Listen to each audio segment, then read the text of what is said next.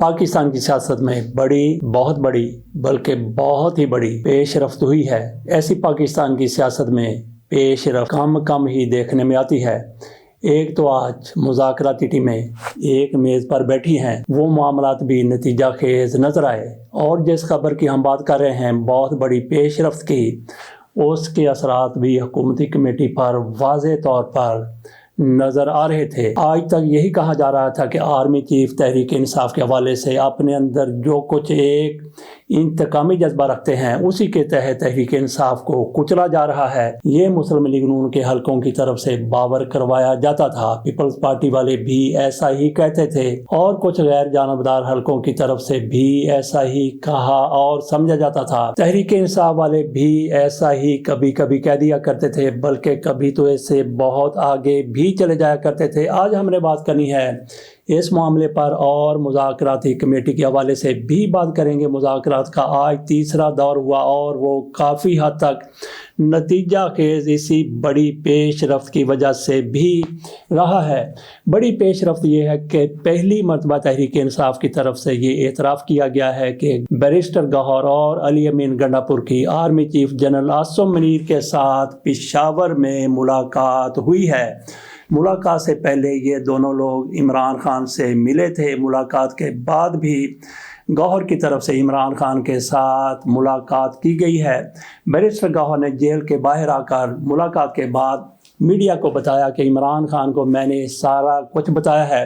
उन्होंने कहा कि मेरी और अली अमीन गंडापुर की आर्मी चीफ के साथ मुलाकात हुई, तफसील के साथ उनके सामने सारा कुछ रखा गया। तो जो कुछ उनके सामने रखा गया, क्या फॉर्म 45 और फॉर्म 47 के हवाले से भी उनके साथ बात हुई है। उन्होंने कहा कि बहुत सारे तमाम मामला पर आर्मी चीफ के साथ बातचीत हुई और इस हवाले से वो कहते हैं कि मुस्बत पेशरफ्त हुई है। यही मामला मुस्लिम लीग नून के लिए, उनकी पशेमानी के लिए, परेशानी के लिए बहुत बड़ा है। हालांकि ऐसा नहीं होना चाहिए। ये भी जब इमरान खान की हुकूमत थी, जनरल बाजवा के साथ खुफिया तौर पर मिलते रहे, रातों को मिलते रहे। शहबाज शरीफ साहब के हवाले से कोई और नहीं बल्कि एजाजुल हक साहब कहते हैं कि डिग्गी में छुपकर वो 4 नंबर गेट के अंदर GHQ में गए थे, जाते रहे। तो वो पेशरफ्त भी दुनिया को नजर आ रही थी। उस पर तो इमरान रियाज खान के बकौल, जैसा कि वो एक फिक्रा कहते हैं कि उस वक्त खुशी से नाच के मुस्लिम लीग नून वालों के, पीपल्स पार्टी वालों के घुंघरू टूट जाया करते थे।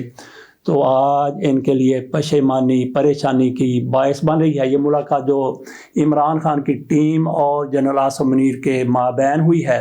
पाकिस्तान में सियासत के हवाले से आपको पता है कि कैसे चल रही है, कैसे इसमें दरारें आ चुकी हैं, कैसे पाकिस्तान की इकानमी, पाकिस्तान का सियासी इस्तेहकाम मिलिया मेट हो चुका है। इस हवाले से army chief general Asim Munir साहब बेहतरीन किरदार अदा कर सकते हैं। आज वो गैर जानबदार हो जाएं, यकीन करें कि वो आज ना उसकी हमायत करें ना इनकी हमायत करें, तो पाकिस्तान में ये रजीम एक हफ्ता भी नहीं चल सकती। तो उम्मीद यह है कि तहरीक इंसाफ की उन्होंने बात सुनी होगी और मामला खुश उसलूबी के साथ आगे बढ़ेंगे।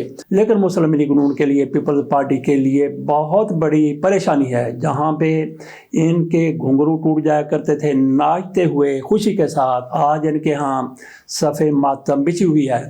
सफ़े मातम क्यों बिछी हुई है? सिर्फ इस वजह से कि ये फॉर्म 45 पर नहीं बल्कि फॉर्म 47 पर ये इक़्तिदार में आए हैं। अगर जनरल आसिम मुनीर साहब तहरीक इंसाफ की बात सुन लेते हैं और उनके माबैन ऐसा कुछ तय हो जाता है कि सारा कुछ कानून के मुताबिक, आइन के मुताबिक होगा।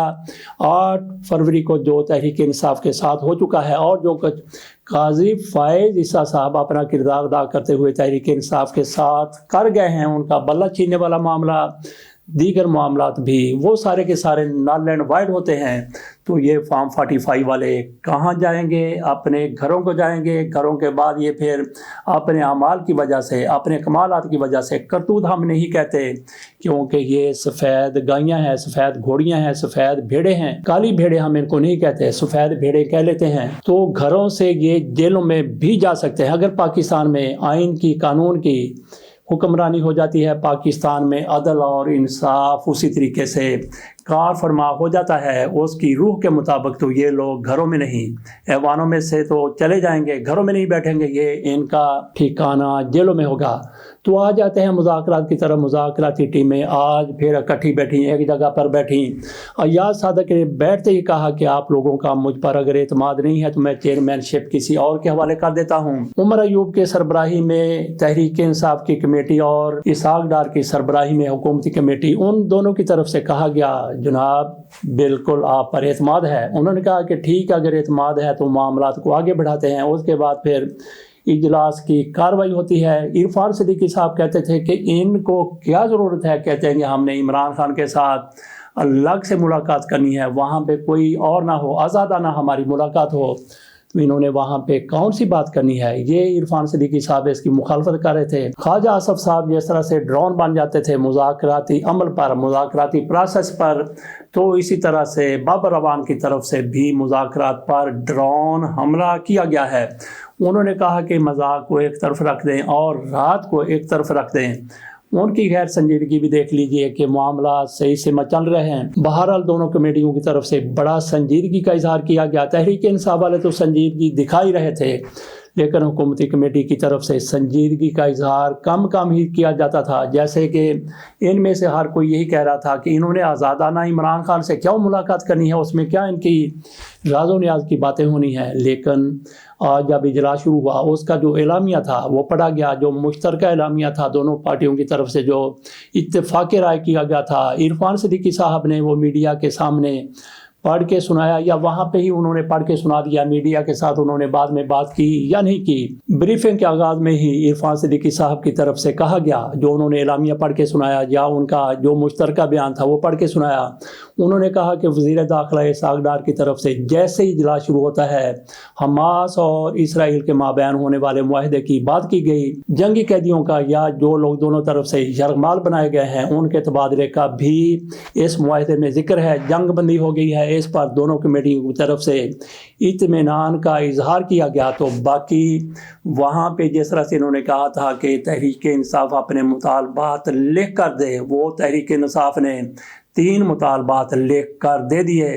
3 مطالبات کیا ہیں؟ پہلا مطالبہ یہ ہے کہ جتنے بھی لوگ قید ہیں، جن پر مقدمات چل رہے ہیں، جھوٹے مقدمات بنائے گئے ہیں، ان کو رہا کیا جائے، ان کی ضمانتیں لی جائیں۔ دوسرا مطالبہ یہ ہے کہ 9 مئی کے حوالے سے جوڈیشل کمیشن بنایا جائے، اور اسی طرح سے تیسرا مطالبہ یہ ہے، اصل میں تو 2 مطالبات ہیں، کمیشن بنانے کا مطالبہ اور رہائی کا مطالبہ۔ تیسری شک پھر یہ ڈال دی گئی ہے، الگ کر دیا گیا ہے 25 نومبر والے لوگوں کو۔ 25 نومبر کو جو کچھ ہوا اس پر کہا گیا ہے کہ جوڈیشل کمیشن بنایا جائے۔ عمران خان کی طرف سے یہ مطالبہ سامنے لایا گیا تھا کہ جو سپریم کورٹ کے سینئر موسٹ 3 جج ہیں ان پر یہ جوڈیشل کمیشن بنایا جانا چاہیے۔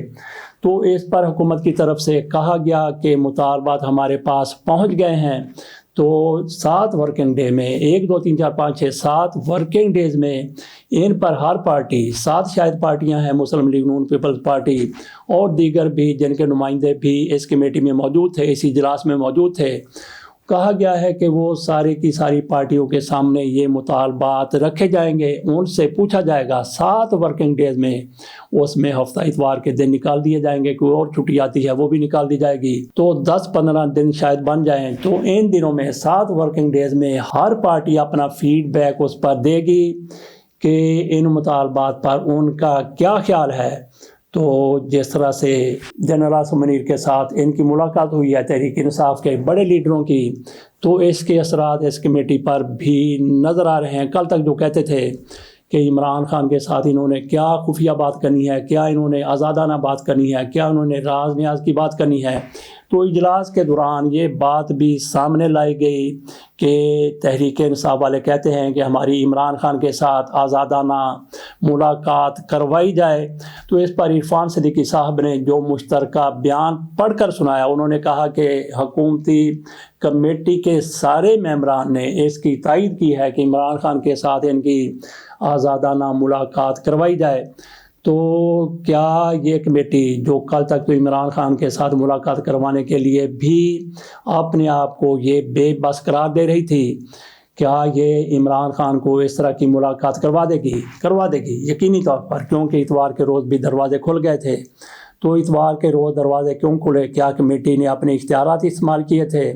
تو ناظرین، آپ کا کیا خیال ہے؟ کیا یہ اتنی پاورفل کمیٹی ہے کہ عمران خان کے ساتھ اس کی کمیٹی کی ملاقات اتوار کے روز بھی کروا دے؟ باقی دنوں کو تو آپ کو پتہ ہی ہے کہ کتنی ان کی جرت ہے، کتنی ان کی بہادری ہے، کتنے ان کے اختیارات ہیں۔